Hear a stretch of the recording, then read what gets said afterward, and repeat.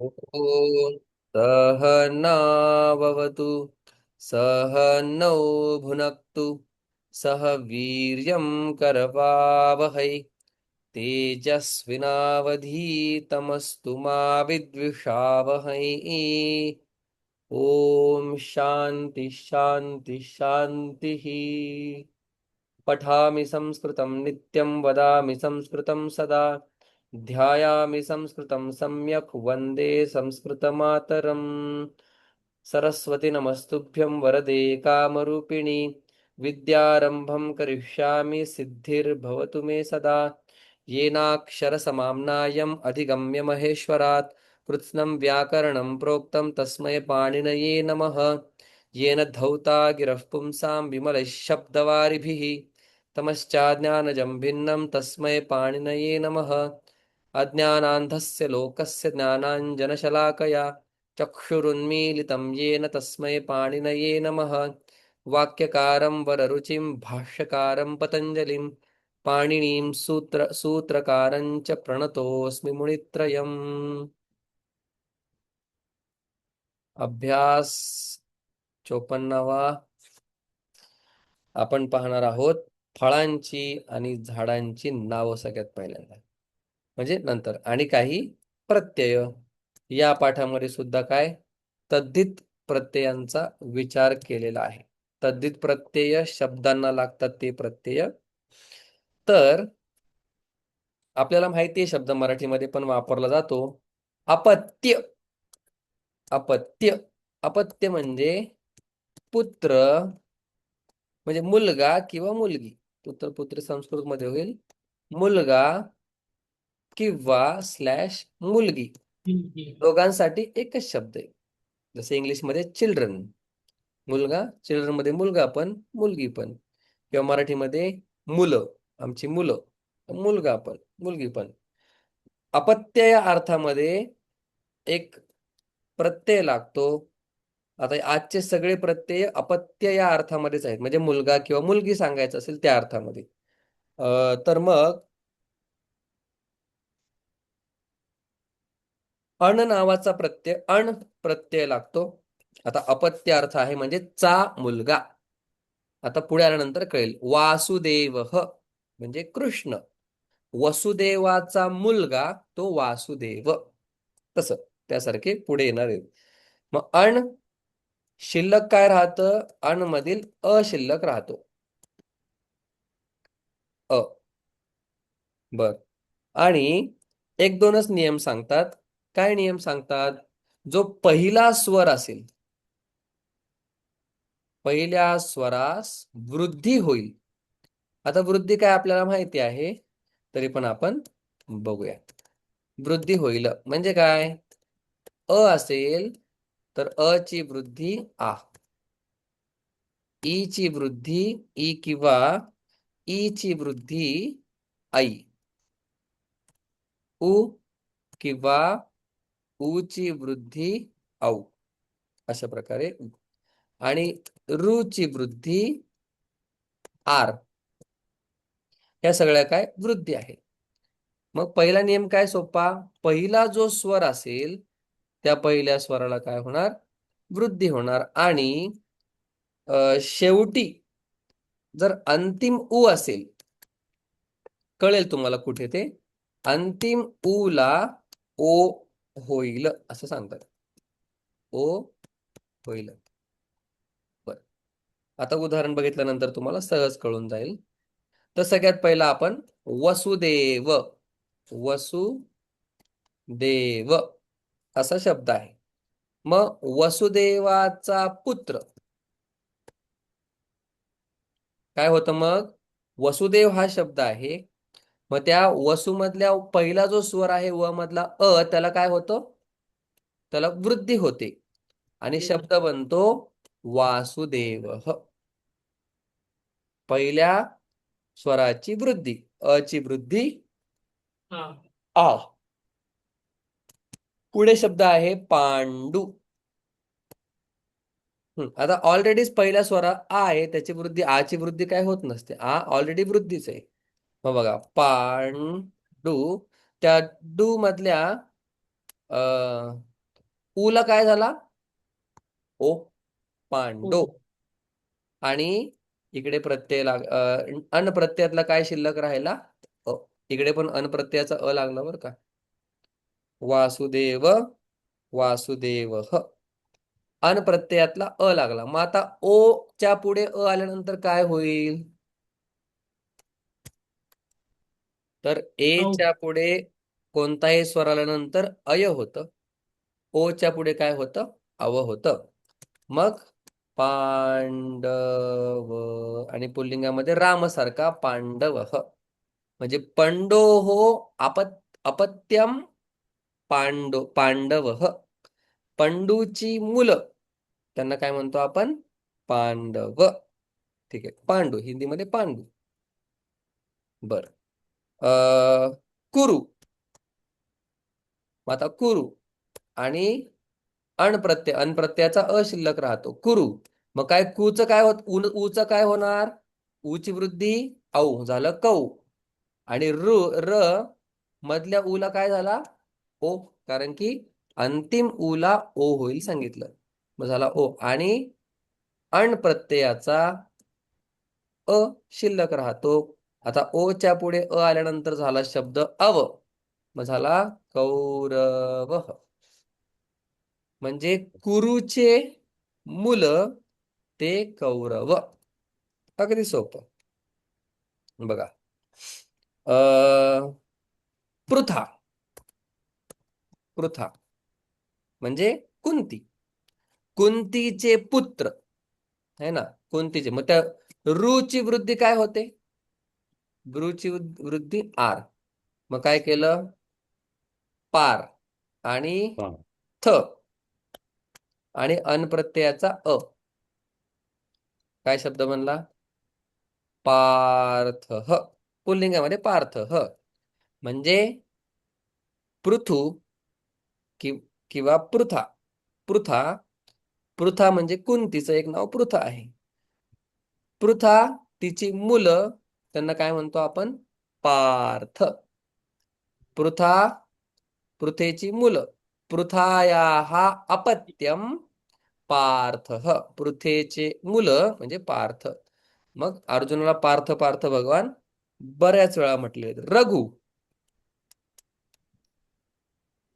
काय झालंय आज? रघु.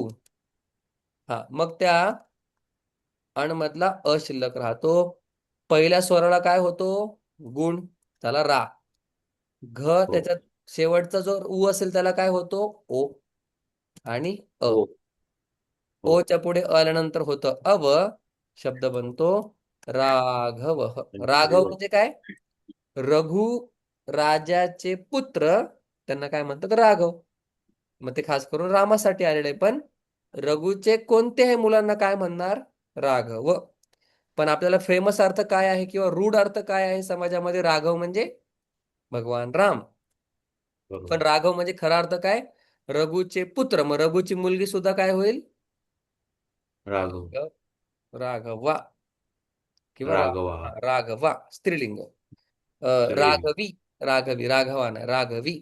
कारण की या ठिकाणी ई लागणार आहे, त्याचा नियम येतोय पुढे आपल्या. बरं ठीक आहे. पुत्र. आता पुत्र मध्ये काय आहे? अण प्रत्ययातला अ शिल्लक राहतो. बघा. ऊचा ऊची वृद्धी काय होईल? औ. अव. मग काय होणार? पौ. आणि हो. त्रह. पौत्र म्हणजे काय? मुलाचा मुलगा. आहे का नाही? हे सगळे शब्द कोणाच्या कोणत्या अर्थामध्ये आहेत? मुलगा या अर्थामध्ये. पुत पुत मग पौत्र म्हणजे काय? मुलाचा मुलगा म्हणजे नातू. थोडक्यात नातू. बर. शिव. शिवाचे पुत्र. शिवाचे भक्त. आता अण प्रत्ययाचा अ शिल्लक राहणार. ईचा काय होणार बघा? आई. मग झाला आई. शब्द शै.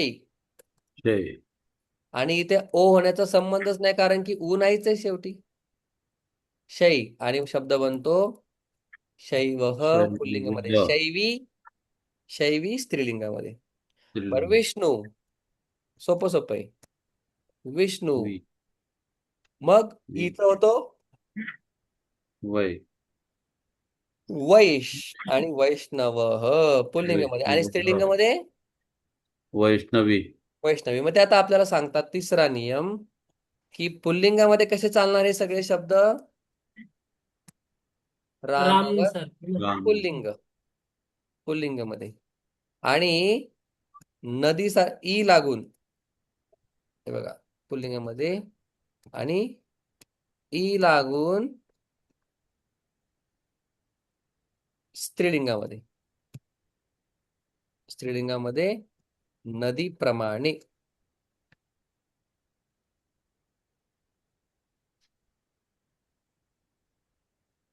पुढे, अरे बापरे, नदीप्रमाणे पुढे. मग आता वैष्णव वैष्णवी, वासुदेव वासुदेवी, पांडव पांडवी, कौरव कौरवी, पार्थी. पार्थ नाव आपण ऐकले बरं का, पार्थी. आता या ई आणि अ यांच्या नियमासाठी बरेच नियम आहेत, त्याच्यामुळे नक्की नाही सांगता येणार की कुठं ई लागतो आणि कुठं आ. जेव्हा स्त्रीलिंग करतो आपण, आपण काही काही नावं पाहिलेली पण आहेत, पण आपण यांनी जो या ठिकाणी नियम दिलेला आहे की ई लागून स्त्रीलिंगामध्ये रूप होतात नदीप्रमाणे. वैष्णव वैष्णवी, शैव शैवी, पुत्र पौत्र पौत्री, त्याप्रमाणे. बर. मग आता अशाच प्रकारचे वेगवेगळे प्रत्यय आपल्याला सांगतायत जे अपत्य याच अर्थामध्ये होतात. बघा, अकारांत शब्दांपासून, अकारांत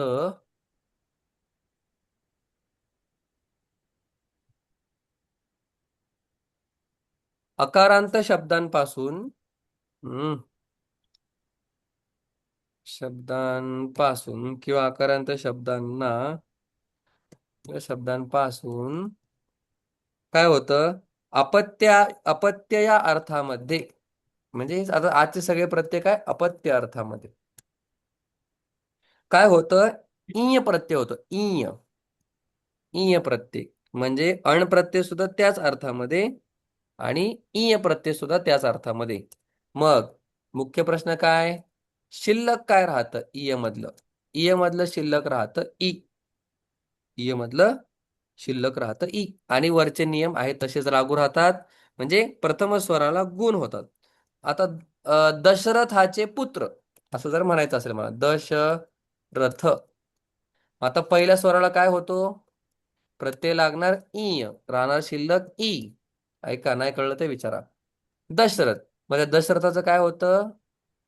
दाशरथ, आणि ई गेला पुढे, दाशरथी, हे का नाही? दाशरथी ही म्हणजे दशरथाचा पुत्र. रामप्रभूंच्या काही नावांमध्ये एक नाव दाशरथी सुद्धा आहे. मग दशरथाचे पुत्र दाशरथी. पुढे दक्ष, दक्षाचे पुत्र, त्यांचं काय होईल? द चा होईल दा, आणि दा. क्ष मध्ये जाणार ई, दाक्षी. शी. हा, दक्ष जो प्रजापती आहे त्याचे पुत्र, म्हणजे पार्वतीचे जे वडील, त्यांना दक्ष नाव, आणि त्यांचे जे पुत्र त्या सगळ्यांना काय म्हणणार? दाक्षी. आपल्याकडे अजून एक शब्द आहे सुमित्रा, मग त्या हम्म. ऊचा काय होणार? औ, सौ, आणि हम्म. मित्र, आणि शेवटी इन ईय प्रत्ययाचा राहणार शिल्लक ई. शब्द बनतो सौमित्री. सौमित्रीही. सौमित्रीही. सौमित्रीही म्हणजे कोण? लक्ष्मण. सुमित्राचा हम्म. कोण होता पुत्र? लक्ष्मण होता. इथे लिहूया आपण, म्हणजे लक्ष्मण. पुढे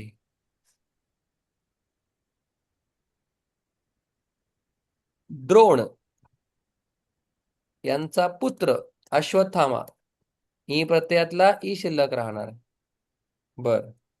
मग ओ ची वृद्धी काय केली यांनी इथं? औ केली. द्रवणी ही,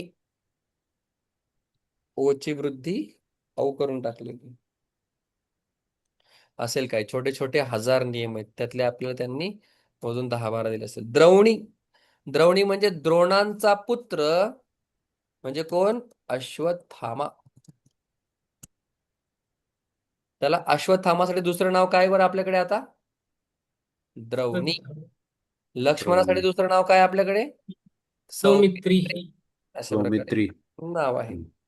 बर. तिसरं, अपत्य या अर्थामध्ये नियम सांगताना म्हणतात काही शब्द असे असतात ज्यांना य लागतो. आता इथून पुढे एक्सेप्शन आहेत, हे म्हणजे काही शब्दांना य लागतो. अ अरे, काही शब्दांना य. आता त्याचे उदाहरणं ते आपल्याला सांगतात, आपल्याला तेवढेच लक्षात ठेवायचे. तेवढे लक्षात ठेवले तरी खूप आहे. तुमचा प्रश्न असेल की मग कुठल्या कुठल्यांना य लागतो, असे सगळे एकत्र करणं, वेगळे करणं फार अवघड आहे, कारण की शब्द अगणित आहे, असंख्य आहेत. पण मग यांनी जेवढे दिले तेवढे लक्षात ठेवले तरी गीता उपनिषदांपर्यंत आपली धाव जाऊ शकते. काही शब्दांना य, जसं दिती. दिती हा शब्द आहे, दिती. मग आता बाकीचे नियम सारखेच राहतात. एची वृद्धी होणार, आई झाला दै. आणि दही. अ शब्द बनतो य लागून दैत्य. मग दैत्य म्हणजे काय? दितीचे पुत्र. दिती आणि रीतीचे आदिती. पुत्र. दितीचे पुत्र पुत्र. हम्म. दैत्य. बर, जाऊ द्या. दिती आणि अदिती होत्या, बरोबर. हो. हो. अदिती. मग अदितीचे पुत्र, अच काय दिती. होणार? आ, पहिला वृद्धी झाली. हम्म. आदी. आणि शेवटचा ई निघून गेला आणि झाला शब्द य लागला आणि बनलं हो. आदित्य. हो. ते- आदित्य.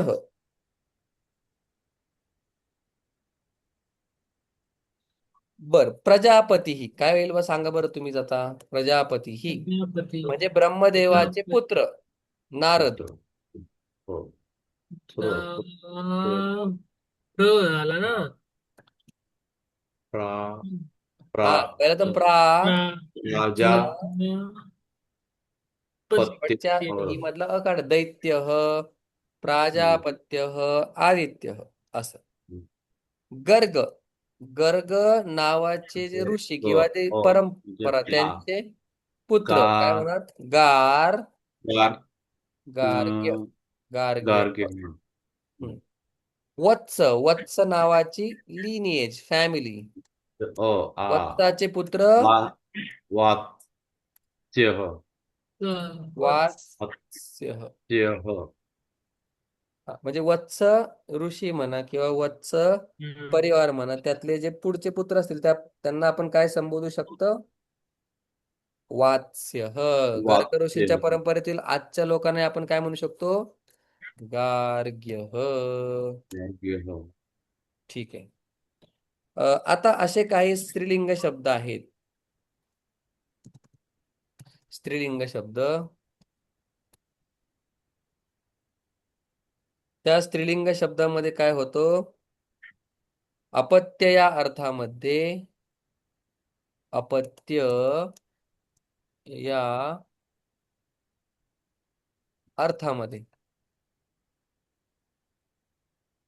अर्थामध्ये, काय होतं? एय असा शेवट लागतो त्याला. एय लागतो काही काही शब्दांमध्ये, सगळीकडे काही काही स्त्रीलिंग. ओके. उदाहरणार्थ कुंती. बाकीचे नियम सारखेच राहतात. कुंती. मग या ऊ ची वृद्धी काय होणार? हो. औ. बघा कौ. वरती, ऊ ची वृद्धी बरोबर. औ. कौ म्हणजे कौ. हा, कौ. हो. आणि कौंती. एय लागणार. तो कौंतेय. शेवटचा ई कौंतेय. काढून टाकायचा. कौंतेय. मग कौंतेय. कौंतेय म्हणजे काय? कुंतीचे पुत्र. कुंतीचे पुत्र.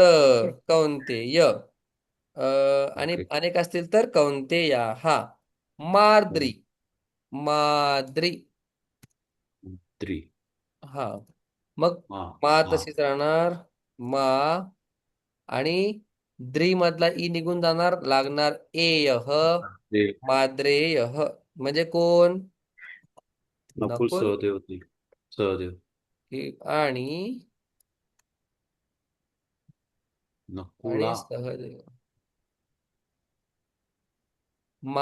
माद्रेय. एय होतो काही ठिकाणी. राधा, राधेचे पुत्र.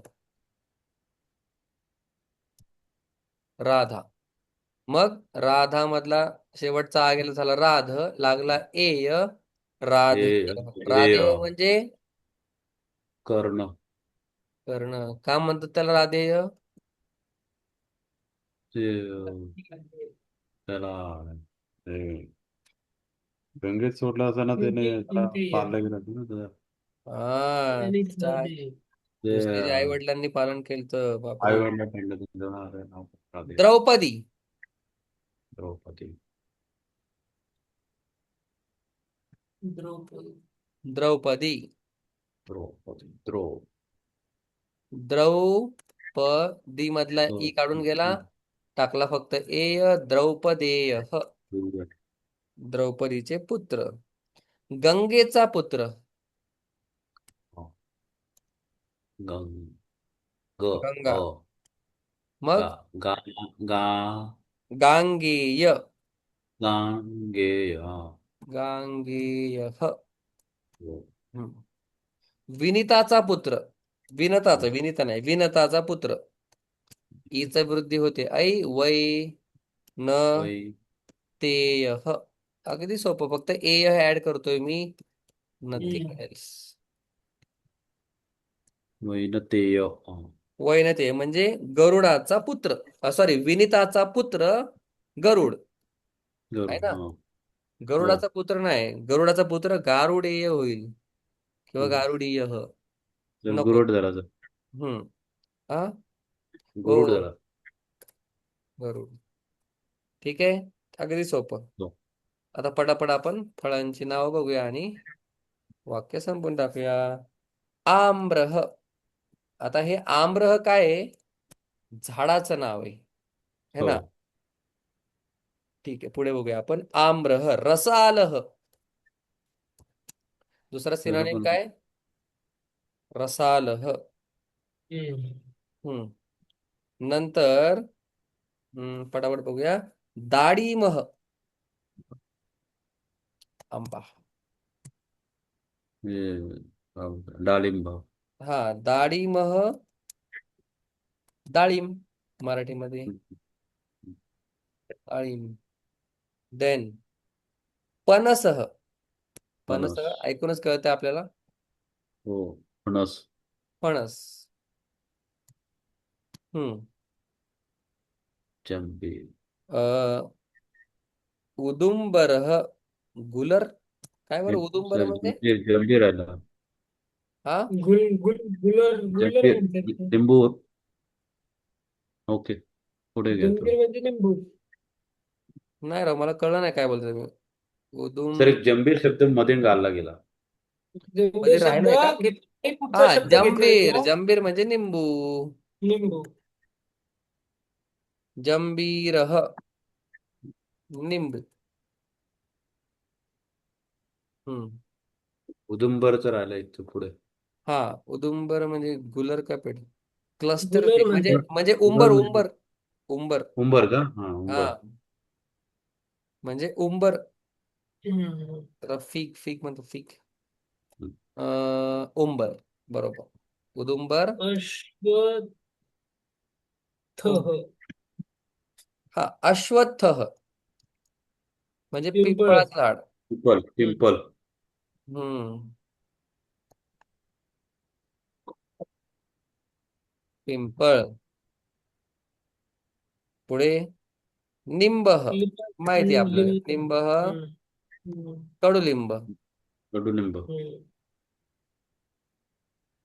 कडुलिंब. खूप आहे. सुपारी. उगह. सुपारीचं झाड आहे का? हा, हम्म. सुपारी. इकडे भरपूर असतात. उद. बिल्वह. हम्म. बेला. बेलच. बिल्वह. बेल. बेल. हम्म. नंतर वातादह म्हणजे बदाम, आपण जे खातो बदाम. किंवा खायला हम्म. पाहिजे, हम्म. जमेल तसं, थोडे थोडे बदाम. द्राक्षा. द्राक्षा. हा पुल्लिंग शब्द आहे, सॉरी स्त्रीलिंग शब्द आहे. द्राक्ष. द्राक्ष श्रीलिंग, हा, द्राक्षे. द्राक्ष. बर. द्राक्षांच्या बदरी. कदली. केळ. बदरी राहिला सर मध्ये. हा. बोर. ओके, ठीक आहे, ठीक बेर, आहे. बेर, बदरी म्हणजे बेर. बदरी. त्याच्यावरून हा, बोर. बद्रीनाथचं नाव पडले बरं का, बदरी बदरी. म्हणजे बोर. बोर. हम्म. बर. कदली फलम. कदली फलम सेमच, फक्त पेरा. त्याला काय फलम लावलेले, तो नियम पण येणार आहे. कुठल्या पण त्याला तुम्ही फळ लावा आणि तुम्हाला फळ भेटू शकतं. नपुंसक लिंगामध्ये तो होतो, कदली फलम. फलम. कदली. नारी. नारिकेलम. नारिकेला. नारिकेला फलम नारिकेल असेल. फलम म्हणजे नारळ. नारळ. नारळ. तो आपण इकडे पितो बीचवर तो. सेवफलम. सेव फलम. सफरची काय? सेवफलम. हा. सफरचंद ना? सेब. येस. सफरचंद. बर. पुढे नारंग फल. नारंग नारंग फलम. फलम. आता काय कुठल्याही फळाच्या पुढे जर फलम लावलं तर ते काय फल बनून जातं. नारंग फलम. संत्रा. आम्रम. आम्रलम. अमृत फलम अमृत. आम्रलम. अय्यो. आम्रलम. दृढ वेगळा बीज म्हणलं त्यांनी. अमृत. म्हणजे पेरू पेरू का? पेरू. पेरू. पेरू. पेरू. अमृत दिलं ना. आम्रलम. बर. आता काही नारंग फल म्हणजे संत्रा टाकायचं ना ते. हा नारंगम कुठं राहिलं का? हो, संत्री. ते टाकले त्याच्यात, हे नाही केलं ते. संत्री. संत्री.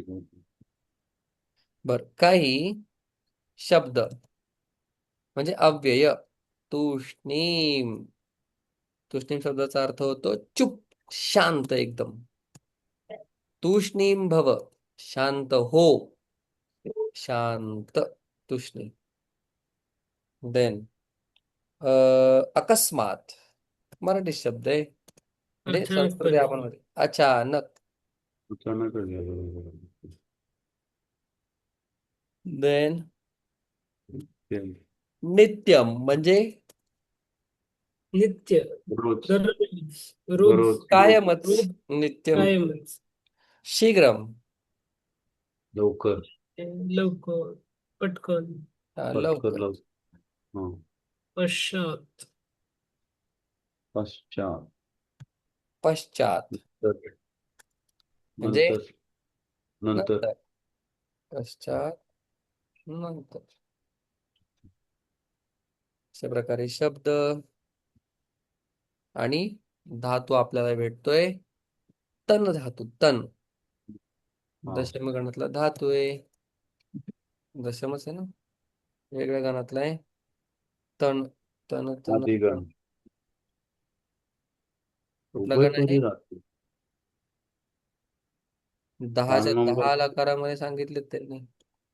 पान, हो. उभयपदी धातू आहे. पान नंबर 180 ला दाखवत आहे. तण बघा. अं, अनादि. आठव्या गणात आहे. तनोती तनुतः तुन्वन्ति तन्वन्ति. तनोषी तनुथः तनुथ. तनोमी तनुवः तनुवः.